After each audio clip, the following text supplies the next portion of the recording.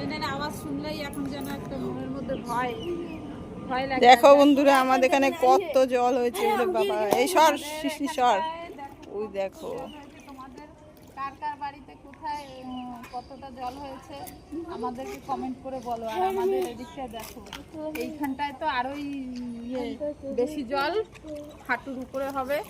আর পুরো রাস্তাটা দেখো, পুরো রাস্তাটা এদিক থেকে আমার কাছে দেখো, ফোনটা না পড়ে দেখো, ফোনটা পরে কোন সমস্যা হবে?